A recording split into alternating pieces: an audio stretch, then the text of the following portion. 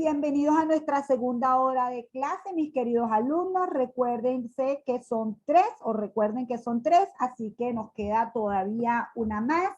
Fíjense, ahorita vamos a dejar el mundo de productores y consumidores tomando decisiones, el mundo de los intercambios del comercio, y nos vamos a adentrar en el individuo, ¿ok? En la persona que está todo el tiempo tomando decisiones económicas. Este Homo sapiens economicus que se enfrenta a recursos escasos con necesidades ilimitadas y entonces tiene que estar todo el tiempo tomando decisiones. Recuérdense, recursos es todo aquello que se utiliza para producir otra cosa. En ese sentido tenemos los recursos naturales, tenemos el capital, el trabajo, la mano de obra, tenemos el tiempo como el recurso más preciado. Inclusive tenemos la capacidad de almacenamiento. Todos estos son recursos y nosotros vamos a estar impactados, ¿verdad?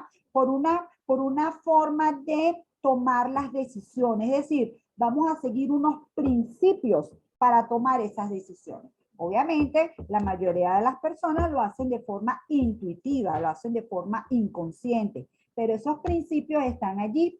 Cuando uno los estudia, pues al principio son como un poco abstractos, pero bueno, uno los va entendiendo poco a poco en las medidas que va procesando lo que significa. Fíjense que todas las realidades de los individuos son así. Por ejemplo, existen las leyes físicas y la mayoría de nosotros no anda muy consciente de cómo lo impactan las leyes físicas, de cómo dónde está el punto de equilibrio, cómo lo impacta una fuerza hacia adelante, hacia atrás, el efecto que tiene la fuerza de la gravedad sobre todos nosotros.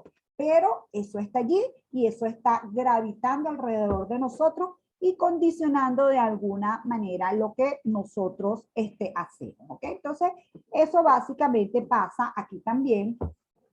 Y lo que se quiere con este punto que vamos a ver ahora es entender qué está detrás de esas decisiones, ¿ok? Entonces, repetimos nuevamente, la economía al final es un tema de elección individual, ¿ok? Todos los individuos estamos todo el tiempo tomando decisiones, ¿ok?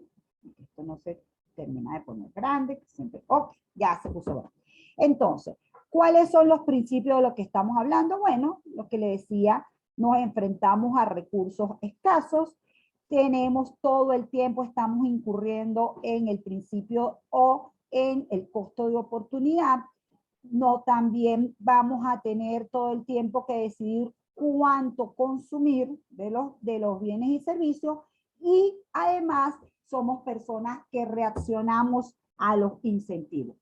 Repito, estos 4 principios condicionan la elección que voy a estar tomando todo el tiempo. Entonces, primero está el tema de que ¿por qué elegimos? Bueno, elegimos porque los recursos son escasos en relación a la cantidad de necesidades que tenemos sobre ellos. De hecho, una persona que tenga muchísimo dinero, ¿verdad?, tiene que establecer jerarquía de lo que va a consumir, porque, por ejemplo, no puede comprar todos los bienes y servicios, empezando porque probablemente no tenga el espacio suficiente para guardar todos esos bienes y servicios.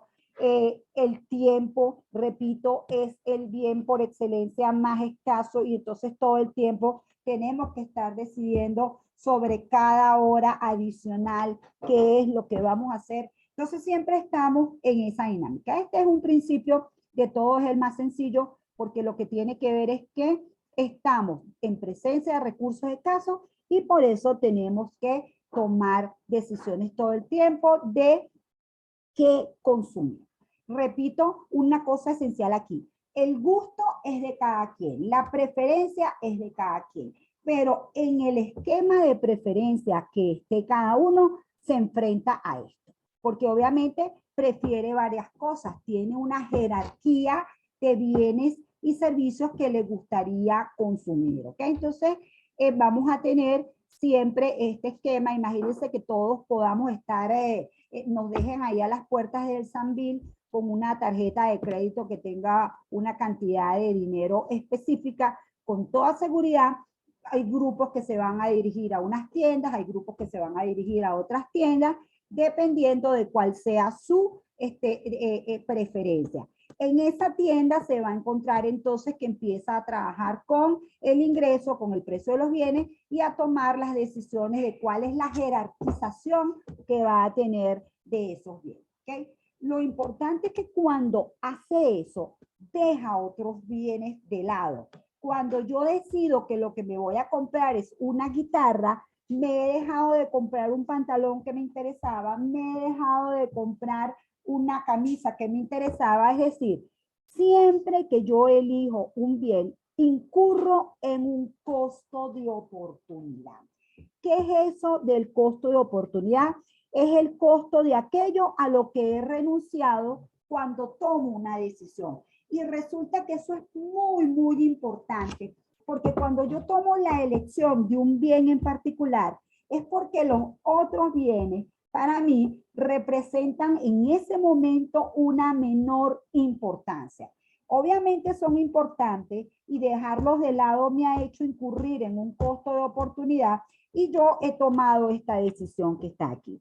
Y generalmente lo que ocurre es que nosotros los individuos, en la medida que vamos teniendo unos bienes, se nos hace costosos los bienes a los que hemos renunciado. Y entonces, en algún momento, esos otros bienes van a adquirir una importancia para nosotros. Es decir, que al final todo se trata de costos de oportunidad. Entonces, bueno, vamos con los ejemplos, que es lo que nos permite ir entendiendo este tema. El caso, por ejemplo, cuando ustedes deciden estudiar esta carrera de Derecho, ustedes han dejado de hacer muchísimas otras cosas. Entre ellas, trabajar las 12 horas que se puede trabajar o las 8 horas que se puede trabajar en algún lugar determinado, ¿sí? Eso significa que ustedes ahorita están dejando de percibir un ingreso en otro trabajo para dedicar el tiempo a estudiar esta carrera de Derecho. Obviamente porque ustedes han decidido estudiar la carrera de Derecho. Han decidido estudiar la carrera de Derecho porque ustedes piensan que el ingreso que van a obtener en el futuro va a ser mucho más alto que si se dedicaran en este momento a hacer otra actividad, ¿de acuerdo? Entonces, esta decisión la tomo valorando o ponderando cuál era el costo de las alternativas que dejé por fuera. ¿Me estoy explicando más o menos? ¿Me están entendiendo? Sí, profesor, claro. Fíjense, ¿qué pasa si de repente descubren que se han puesto a practicar golf y tienen unas habilidades tremendas jugando golf y cada vez que dedican tiempo al golf se vuelven más especialistas y tienen la oportunidad de ganar un torneo? ¿Qué va a ocurrir con su costo de oportunidad de dejar de jugar golf por estar estudiando Derecho?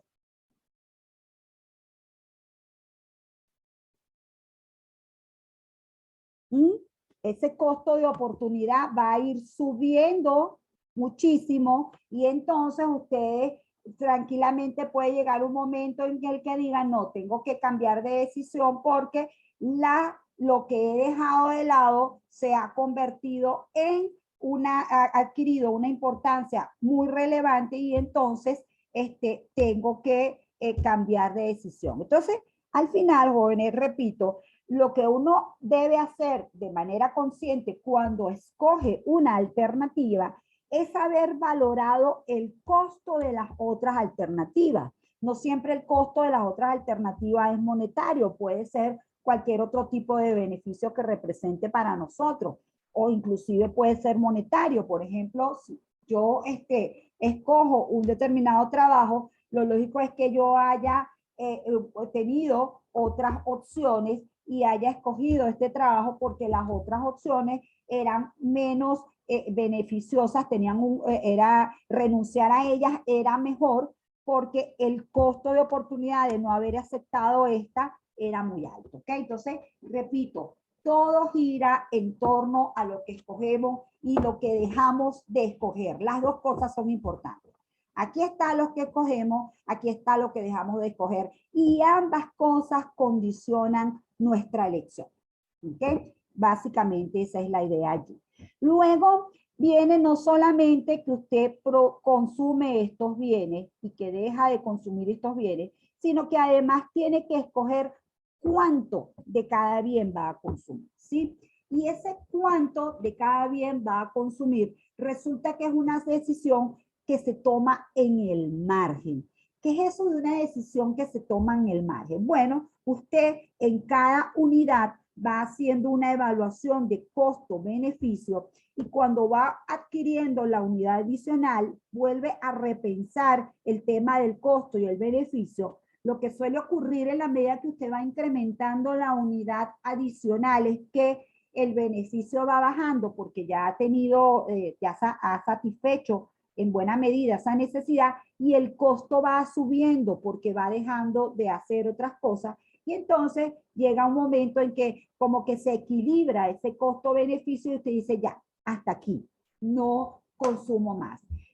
Un ejemplo, por ejemplo, que sale en el libro de Krugman, tiene que ver con el tiempo que se dedica, por ejemplo, a estudiar cada materia para los exámenes. Entonces, por ejemplo, ustedes que son estudiantes de Derecho, tienen un tiempo establecido para cada materia y obviamente hay materias que son medulares para ustedes, por ejemplo, Derecho Constitucional, y ustedes evalúan estudiar la primera hora, la segunda hora, la tercera hora. En la medida que va avanzando la hora adicional, su conocimiento de Derecho Constitucional está aumentando, pero el costo también se va haciendo elevado porque están dejando de estudiar otras materias y obviamente si solamente aprueban Derecho Constitucional, no aprueban el semestre, ¿no? Entonces tienen que, por ejemplo, dedicarle esa hora adicional a estudiar economía porque economía también hay que aprobarla. Entonces, siempre van a estar haciendo la evaluación de hasta cuánto consumir por la unidad adicional, por cuánto hacer más, qué beneficio me reporta, qué costo me reporta, ¿sí? Ese es un principio muy importante. Y finalmente, los incentivos terminan haciendo que usted pueda cambiar toda la decisión original. ¿Qué es un incentivo? Un incentivo es la recompensa que se ofrece a las personas para que cambien su comportamiento.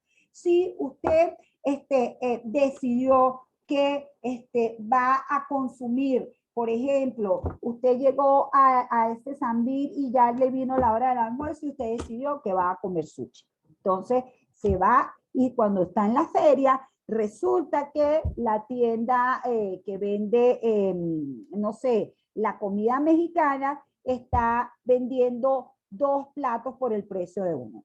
Entonces, ese incentivo va a hacer que usted cambie su idea original y usted diga, no, voy a comer comida mexicana porque el incentivo que me está ofreciendo el del negocio de la comida mexicana me convence de cambiar la decisión, ¿sí? Entonces, como les digo, todo el tiempo vamos a estar gravitando sobre estos principios que están aquí. ¿Qué les parece los principios?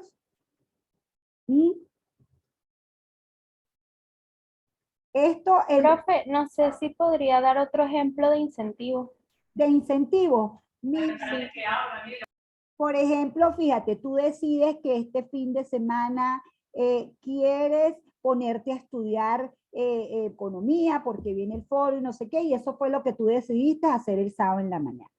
Pero resulta que viene una amiga tuya y te dice, mira, no sé, en la playa, el sábado que viene se va a presentar tu artista favorito y la entrada es gratis. ¿Qué estaría ocurriendo allí para ti? Obviamente decidiré ir a la playa.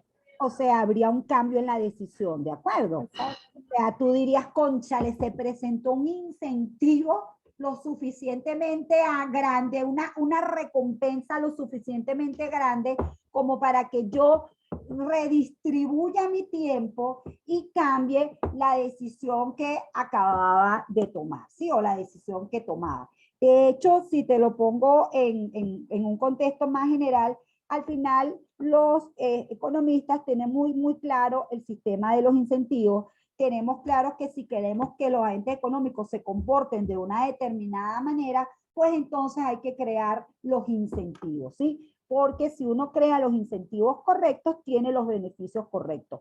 Si uno crea los incentivos incorrectos, pues también va a pasar eso. Va a ocurrir las decisiones incorrectas de parte de los, ¿cómo se llama? De los consumidores o de los individuos.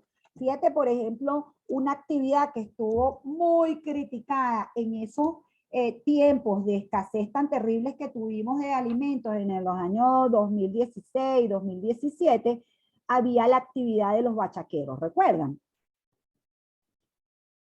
¿Sí? Sí, profe.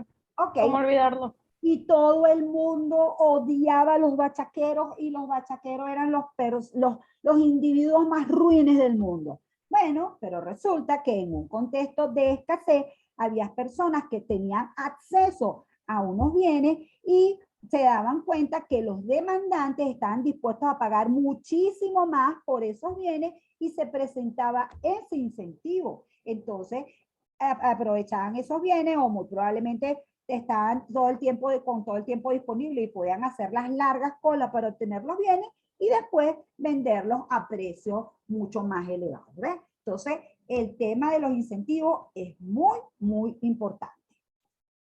Y te repito, en este contexto lo que hace es que puede generar un cambio en la elección.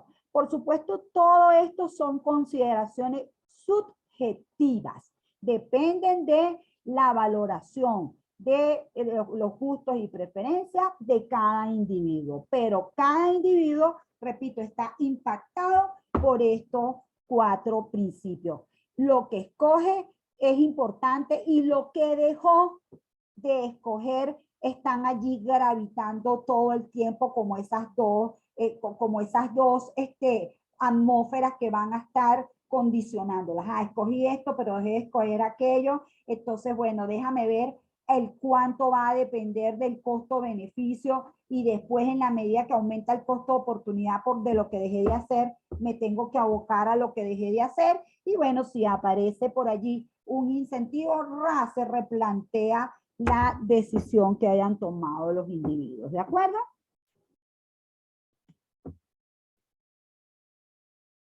Sí, profe, mucho más claro, gracias. Ok, entonces, hablando, ¿cómo se llama? Llevando esto otra vez al término de las palabras, escasez se presenta porque las necesidades humanas son en la práctica ilimitadas, mientras que los recursos económicos para satisfacerlas son limitados.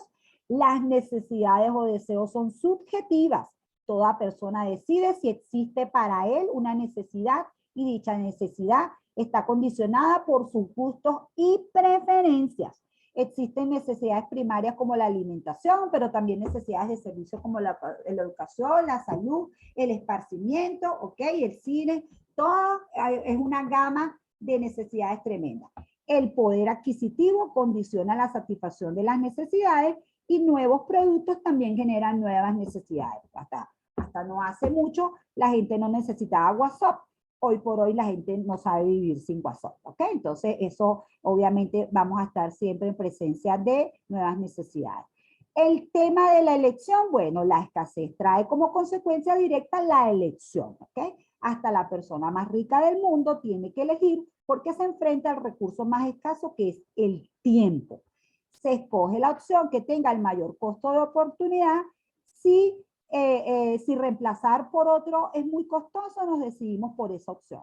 Lo que yo trataba de decirles es que si usted escoge algo que por eso, porque para usted en ese momento dejarlo de lado era muy costoso y entonces decidieron esa opción. Entonces, el costo de oportunidad, el verdadero costo de algo es aquello a lo que tenemos que renunciar. Entonces, aquí había un ejemplo, cuando se realiza un viaje se cuenta con un presupuesto determinado. Si la persona escoge un lugar lejano, tendrá que sacrificar parte del dinero que destinará para comida y hoteles en el pasaje. Es decir, siempre, siempre, siempre hemos dejado de lado cosas importantes, ¿ok? Entonces, bueno, vamos a hablar un poquito de qué hacemos los economistas. Los economistas lo que hacemos es calcular variables, es decir, medir los fenómenos, las conductas a través de variables y relacionar los efectos de causalidad de esas variables.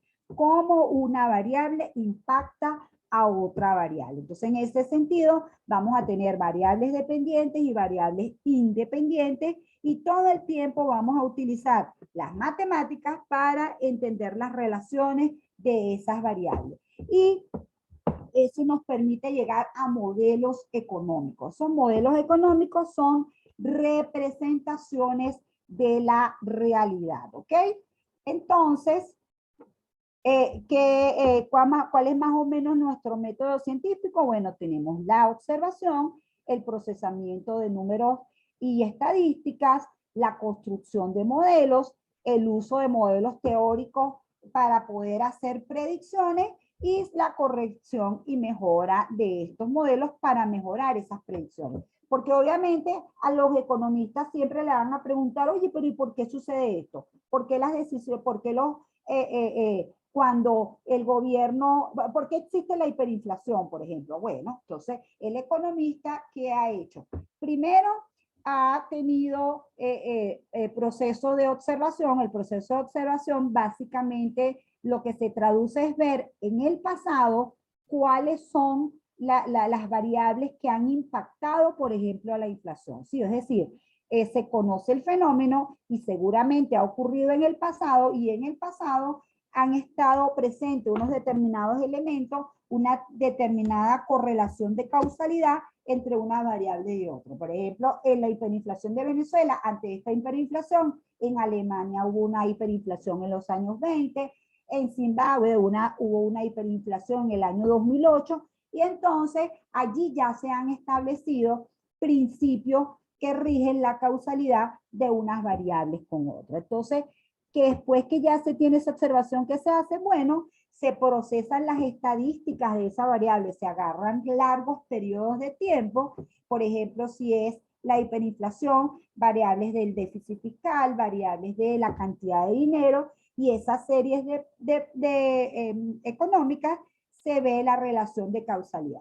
Obviamente, como este es un proceso que ha ocurrido a lo largo del tiempo, ya existen unos modelos teóricos. Por ejemplo, en el caso de la inflación, ya existe la teoría cuantitativa del dinero que relaciona muy bien el crecimiento de la cantidad de dinero con el crecimiento de los precios. Entonces, obviamente, nuestro modelo tiene que tener un basamento teórico, tiene que tener una rigurosidad científica, por ejemplo, en el uso de la econometría y de la estadística, y los resultados tienen que ser intuitivamente en el orden que se ha establecido teóricamente, porque a veces uno puede conseguir una causalidad entre dos variables y no sea casualidad, por decirlo de alguna manera, y no sea porque realmente una variable está impactando a la otra. Entonces, nosotros estamos muy pendientes de cómo una variable impacta a la otra. Por supuesto, son muchísimas variables y por eso los economistas tenemos un principio que se llama ceteris paribus. ¿Qué significa eso? Que vamos viendo relaciones de una variable con respecto a otra y las demás las dejamos constantes en ese momento para ir armando el andamiaje que nos permite entender cómo funciona la economía. Por ejemplo, este modelo que está aquí, esto que les enseñé aquí, es un modelo. Este es el modelo del flujo circular de la renta que nos permite entender cómo se genera el ingreso y cómo se distribuye en la economía. Entonces, aquí están simbolizadas todas las transacciones económicas que ocurren en un país. Entonces, esta es una forma sencilla, pero que bastante bien permite explicar las variables, ¿ok?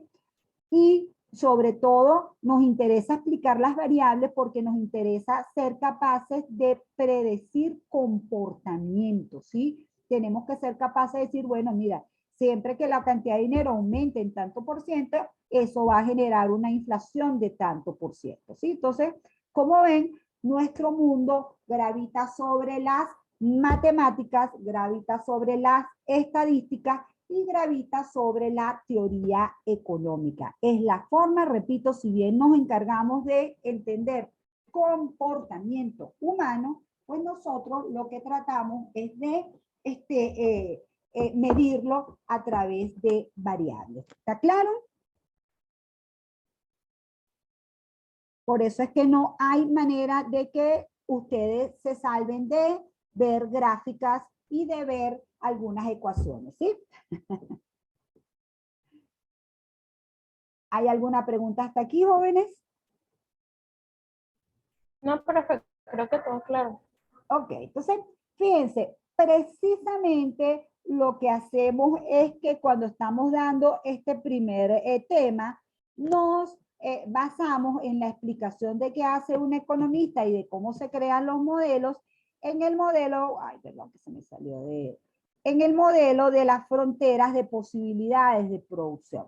Es una forma muy intuitiva de entender cómo funciona la cosa. Fíjense, este modelo de frontera de posibilidades de producción le permite a los economistas llegar a la explicación de tres conceptos. Este modelo así sencillito como está planteado. Y esa es la idea de los modelos, que el modelo sea capaz de representar y de explicar un determinado concepto económico, una determinada relación económica.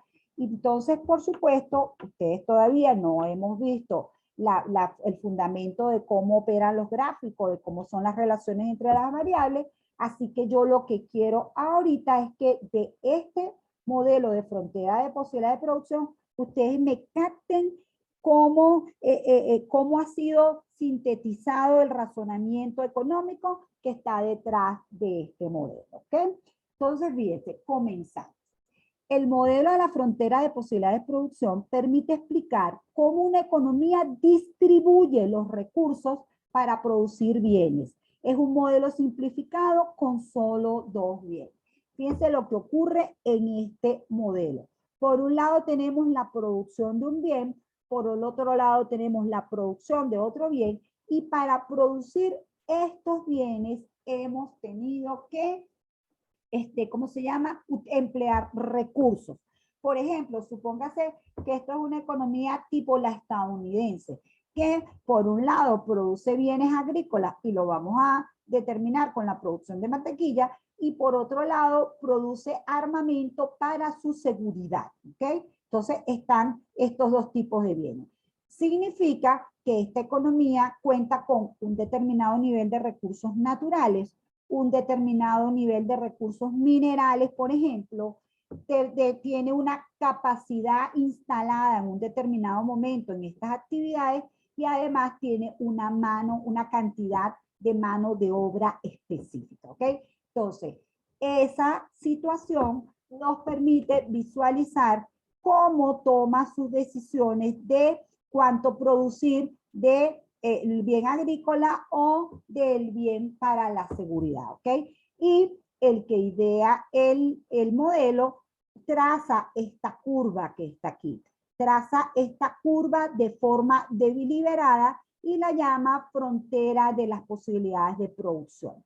¿Cómo traza esta curva? Bueno, dada, obviamente lo hace con valores hipotéticos, ¿ok? Entonces dice, bueno, dada una determinada dotación de factores productivos, si esta economía se dedica solamente a la producción de bienes y servicios, de mantequilla, repito, si toda la capacidad instalada, toda la mano de obra y todos los recursos naturales y tecnología los utiliza aquí, es capaz de producir 30 unidades de mantequilla, ¿sí? Si esta economía, por el contrario, no se dedica a la producción de mantequilla, sino a la producción de armamento totalmente, entonces es capaz de producir 40 unidades. Entonces ya tenemos estos puntos extremos y traza la curva de esta manera. Todas las combinaciones que están aquí, todas, representan combinaciones de mantequilla y de armas que están en la frontera de posibilidades de producción. Y esos puntos que están allí en esa curva representan una combinación eficiente de utilización de los recursos para producir esos dos bienes. Entonces, esa eficiencia, ¿cómo la entendemos? La entendemos como que no hay posibilidades desaprovechadas, ¿ok? Es decir, no hay forma de producir más de un bien sin dejar de producir del otro. ¿Cómo sabemos que no hay oportunidades desaprovechadas? Bueno, porque, por ejemplo, si yo obviamente no me quiero especializar solamente en armamentos ni solamente en mantequilla, sino que quiero producir alguna combinación de los dos bienes. Entonces, fíjense que me doy cuenta que si yo quiero producir, en vez de 40 unidades de armas, quiero producir 38, los recursos que libero los puedo utilizar para producir 5 toneladas de mantequilla, ¿sí? Si, por ejemplo, quiero producir, produzco nada más 30 unidades de armas, puedo producir 10 unidades de mantequilla. Pero precisamente el estar aquí en estas combinaciones y el tener que renunciar a unidades de un bien para producir el otro bien, me está dando a mí la señal de que estoy en las combinaciones óptimas. Porque si hubiesen recursos desaprovechados, yo no tuviera que sacrificar unidades del otro bien, ¿sí? Entonces, una mejor forma de entender eso es que yo, por ejemplo, pudiera estar aquí produciendo 10 unidades de, a ver que no veo bien aquí, 10 unidades de mantequilla y 10 unidades de armas, ¿verdad? Si yo estuviera allí en esa combinación, resulta que estoy dejando de producir tanto armas como mantequilla. Es decir, que esta opción que está aquí es factible, lo puedo hacer, pero no es eficiente. Estoy dejando recursos escasos, ¿ok? Si yo por el contrario decidiría tratar de producir por aquí, esto no es factible, ¿sí? No es factible, ¿por qué? Porque resulta que los recursos no me alcanzan para producir unidades por fuera de la curva de frontera de posibilidades de producción. Entonces, esta curva me permite establecer que estoy siendo eficiente. Fíjense que, por ejemplo, un ejemplo que tiene Krugman, que también puede ser muy intuitivo para entenderlo, es el tema de la película del náufrago o el libro del náufrago, que después es la película que hace Tom Hanks. ¿Todos recuerdan esa película? La del náufrago. Espero que sí, fíjense. En esa película, obviamente, Tom Hanks se queda varado en una isla y entonces él cuenta solamente con su fuerza de trabajo y él puede realizar dos actividades en el día. Puede o pescar o puede recoger cocos. Obviamente necesita las dos actividades para poder sostenerse en la isla, ¿no? Entonces, ¿qué ocurre? Que él va a hacer una combinación determinada de peces y de cocos de las dos actividades para satisfacer sus necesidades. ¿Cómo sabríamos que él está en la frontera de posibilidades de producción? Bueno, porque si él para poder pescar más peces tiene que renunciar a algunas unidades que va a poder arrancar de esos cocos en los árboles, es porque está en esa frontera de posibilidades de producción. Si él está por aquí adentro, pues obviamente él está teniendo bastante tiempo libre, pero está dejando de ser eficiente porque pudiera recoger más cocos y pudiera obtener una mayor cantidad de peces para el consumo, ¿sí? Entonces, ese principio de eficiencia lo reflejamos de esta manera sencilla que está aquí. ¿Mejor entendido lo que les estoy diciendo?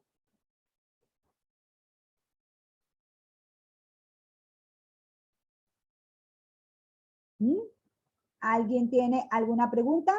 Repito, aquí vamos a tener todas las combinaciones que son factibles y eficientes. Adentro vamos a tener combinaciones que son factibles, pero que no son eficientes. Entonces, por eso sabemos que aquí estamos en la dimensión de la eficiencia. Y precisamente esta forma cóncava de la curva es lo que nos permite saber que hay una pendiente negativa. Saber que siempre que nos movemos en esta curva, tenemos que renunciar a unidades de aquí para ganar unidades de aquí. ¿Ves? Entonces, por eso es que la gráfica es tremendamente importante para entender la relación de causalidad que puede ocurrir entre las variables, ¿de acuerdo? De hecho, luego cuando entremos en la unidad número 2, lo primero que hacemos es una primera lección sobre los gráficos, ¿ok? Para que podamos, ¿cómo se llama? Entender bien lo que los gráficos nos dicen. Entonces, fíjense, caramba, qué bonita está esta niña aquí. Fíjense, jóvenes, si se dan cuenta, todavía me faltan dos principios que también nos permiten apoyar la frontera de posibilidad de producción, o sea, dos principios más que nos da la frontera de posibilidad de producción, pero como me quedan 2 minutos, los voy a dejar para la tercera hora para que podamos, ¿cómo se llama?